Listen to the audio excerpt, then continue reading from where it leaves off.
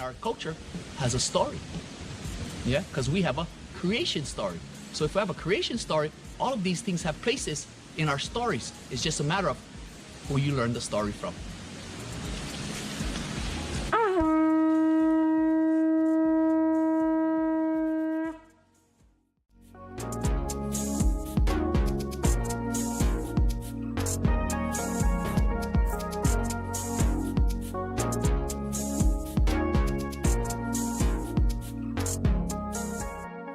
So, how did we announce our arrival in ancient times? If someone was to come over from Maui on a canoe, they'd stop their canoe a mile and a half out. Why? Because a mile and a half around each island belongs to our island people. That is our fishing grounds. Anything outside of that is free fishing for anybody. That is what I've been taught by my kupunas in this valley. So, how did we ask permission to enter? We blew.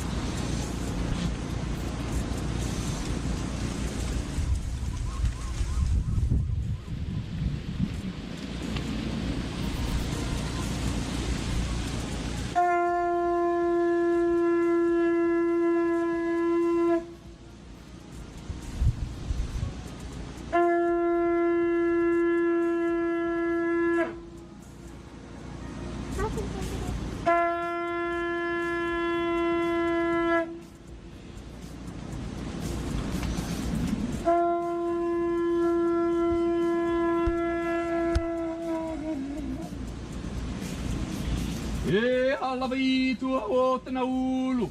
Lei kau huhu o klipoa. Le papkia I kamakani lawe e ukai. Lei hoi o e talu vai la mo ula. Alohe hie. Alohe hie. Alohe na malahini amena ohana o halawa. E io ana kalapli como opuna kani kumelo na opi ame te kamna o mata hapu o halawa. Me te lo mai te nao mai taina. Alavia mai a kamakani o halaviki. Kumu mai iloko. Kumu mai iloko ka opu o halawa.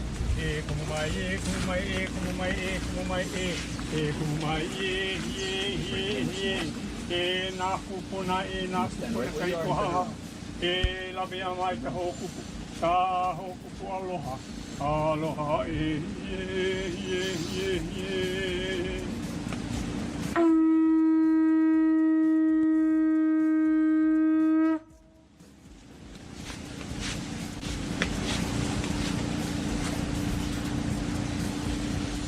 All right, everybody, you guys are officially welcome. What you guys just saw me do with my dad is our traditional handshake. We go forward to forward, nose to nose, and we breathe in at the same time. We call that the exchange of ha. Our handshakes involves no hands.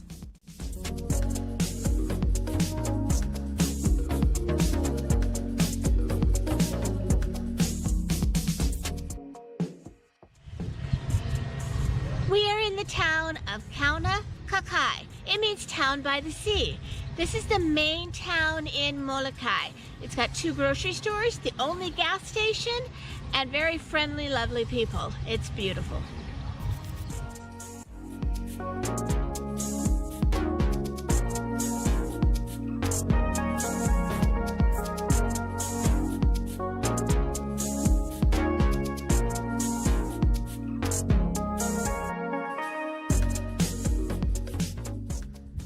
One of the reasons that Moloka'i is rather hard to get to is about 8 years ago, there used to be a ferry that ran here from the island of Maui to Moloka'i.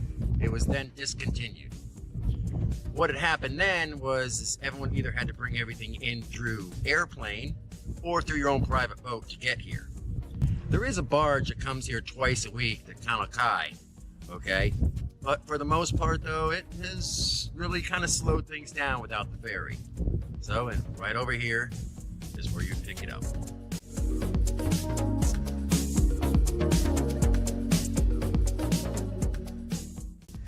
2 gas stations in Moloka'i in Moloka'i.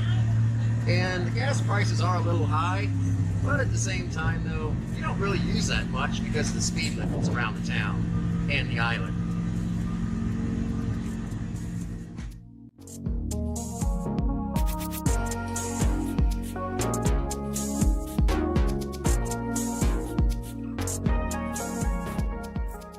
Moloka'i.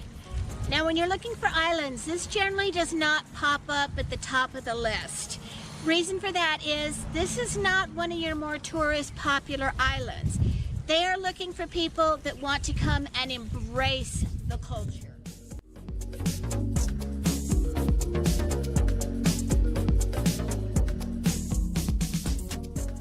Now Moloka'i, like most Hawaiian islands, has a windward side and a leeward side, okay? Leeward side is the desert side, which is the side we're on right now on Moloka'i. Windward side is the east side of the island, which is the jungle part of the island that tends to get a lot more rain. So, pretty simple. Leeward side, generally desert, more sunlight, more beautiful weather. Windward side, east side, rain, jungle, also beautiful as well.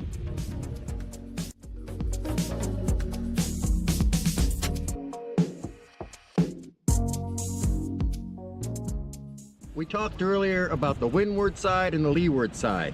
The windward being more the jungle, rain side of the island, and then the leeward side being more the desert side of the island.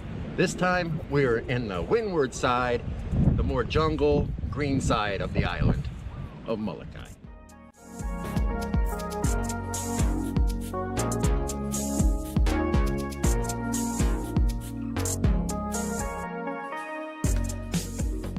Just to be up with you guys. So this is, and I got 9 waterfalls in the valley. So what you see from the road is not the only waterfall in the valley. And I get 20-foot water rises in 5 minutes. Yeah, in this place.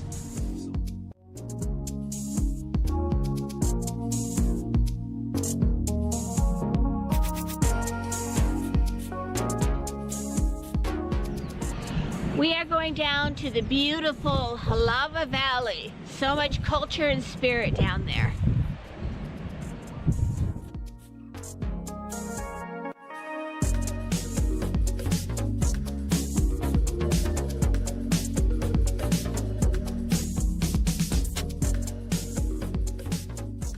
Now, when traveling the Halava Valley, the roads up here are very windy. There's also several rock slides and rocks in the road. I mean, if you traveled the road to Hana and Maui, it's even more intense here in Moloka'i. So, also a couple of other tips though, for driving in Moloka'i.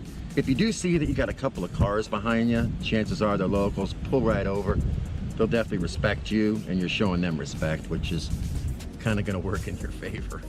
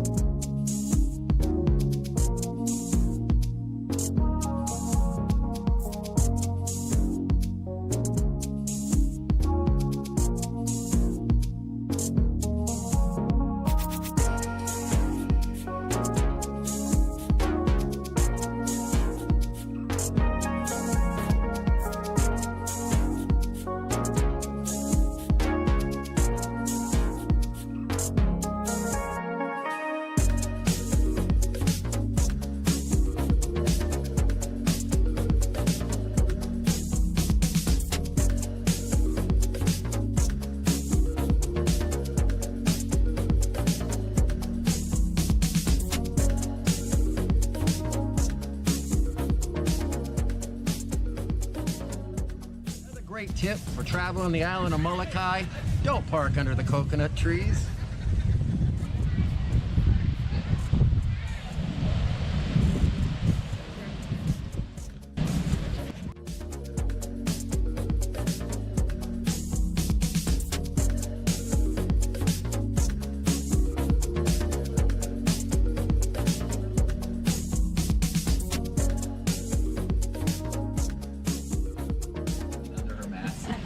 ain't no Hawaiian name. Well, my Hawaiian name is Maka, which a lot of people don't remember. My English name is Greg. Who's standing behind me is my dad. He's known as Anakala Filipo or Pops. He's our last original elder, born and raised traditionally in the valley today, still living in the valley today. So he was raised and taught a whole different part of our culture that we don't know about. Well, actually, we know about today, but most people don't know.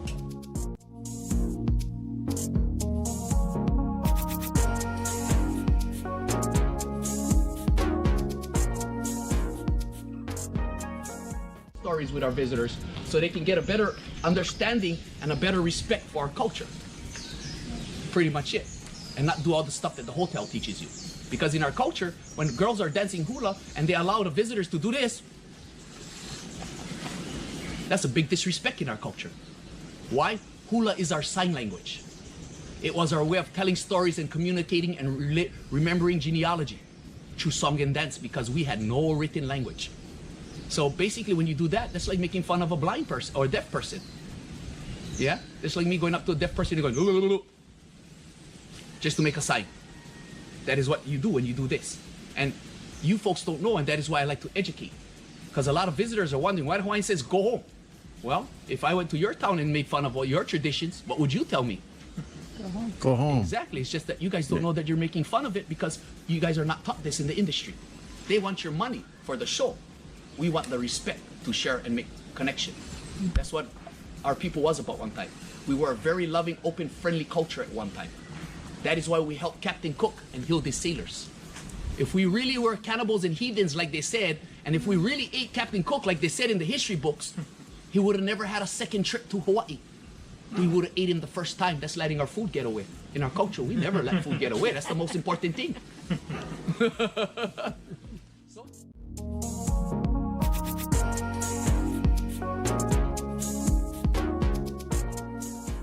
I started off with the word aloha, and I told you guys the word aloha meant what?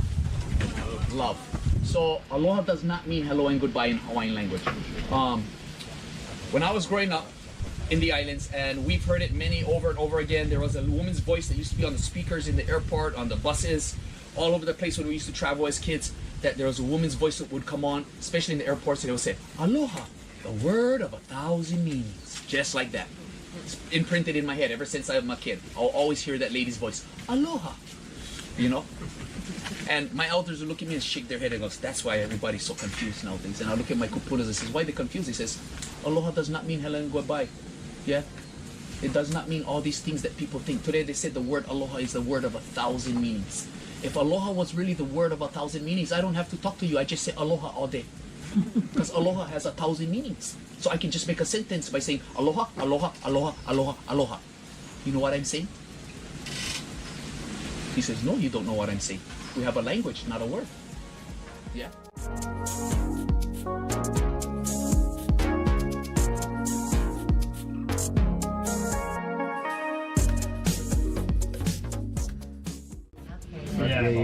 Yeah. Aloha kakahiaka, guys. If you guys are ever interested in learning any type of cultural history or anything about our culture in Hawaii, you can come visit us at Halava Valley Falls Cultural Hike. Or you could go online, halavavalley.moloka'i.com. That is where you can find us. But if you guys want to learn more, more than welcome to have you guys.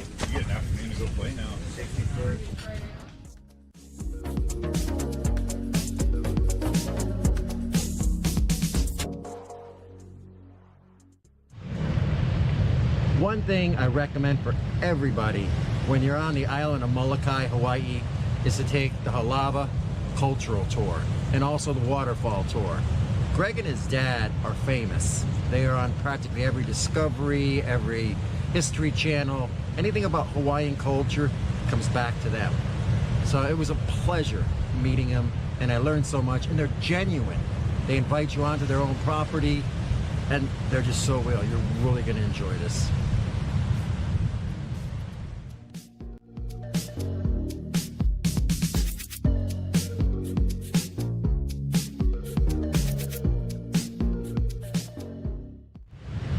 Thank you, everybody. Thank you so much for spending your time with us. If you did like what you saw, please hit that like button. We'd also greatly appreciate it if you'd subscribe, and don't forget to ring that bell for notification of future videos. Mahalo. Aloha.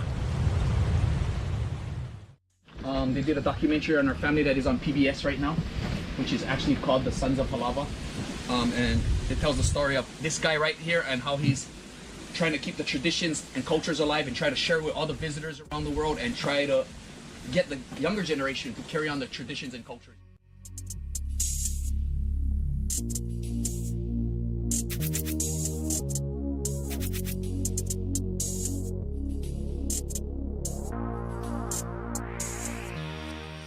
Thanks for watching the Best of 808. Please like, share, and follow for more of the Best of Hawaii.